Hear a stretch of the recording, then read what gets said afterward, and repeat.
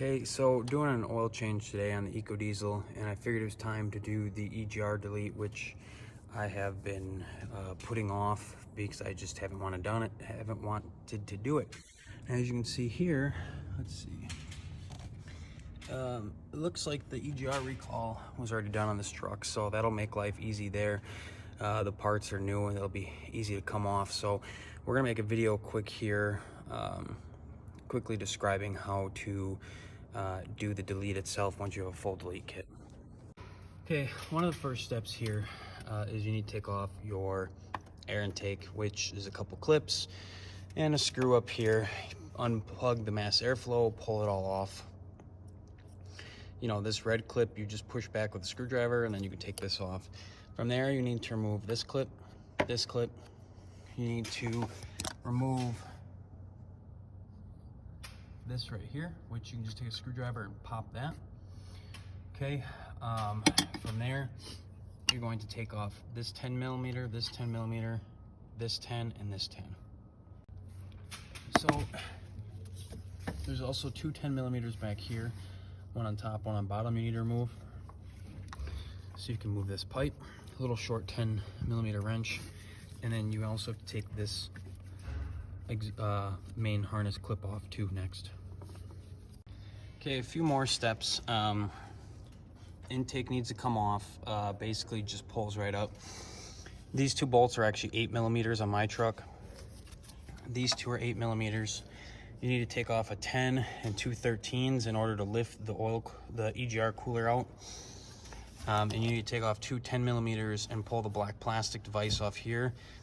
Pull the clamp down and then pull it out. Mine broke, but here's the top half. You'll still need this part. The tech that did the EGR delete on this truck did not put this brace bolt back in.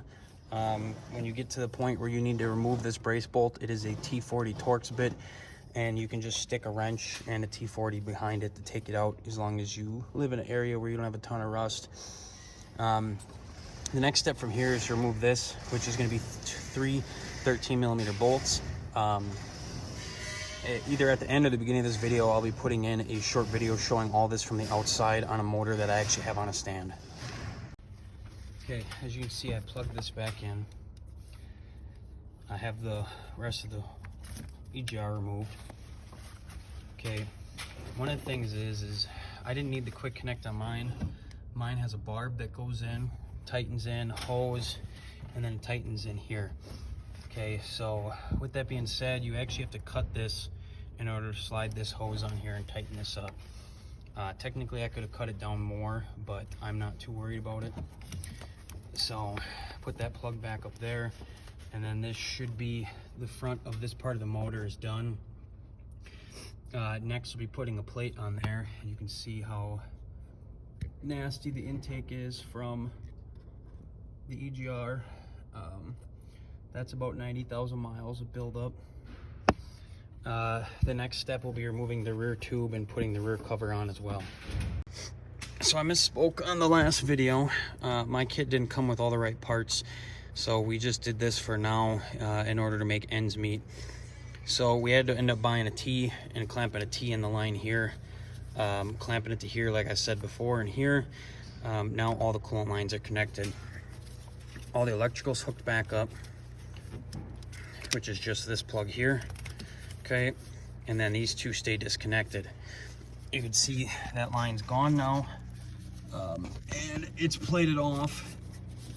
And I don't know if you can see the plate from up here. I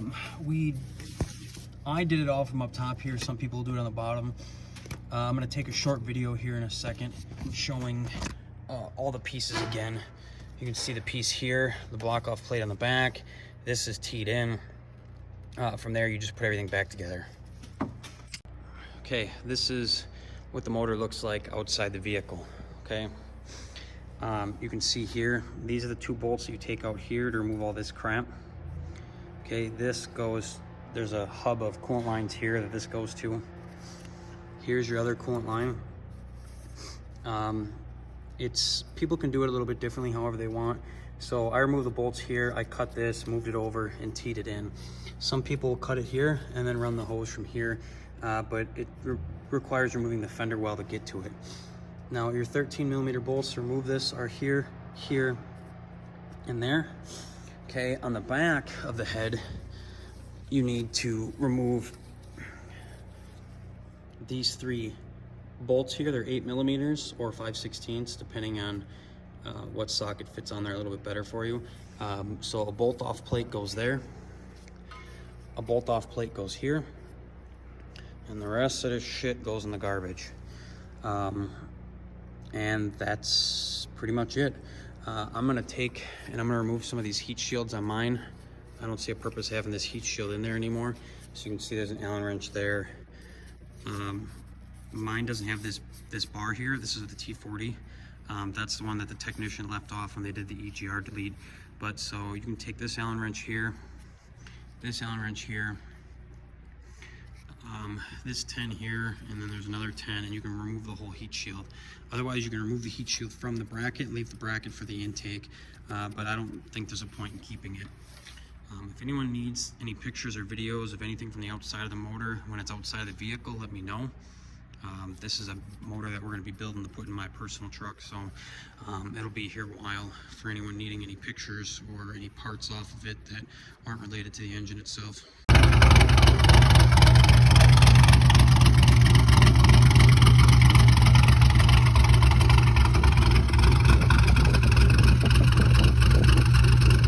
Well, that was the end of the EGR install video.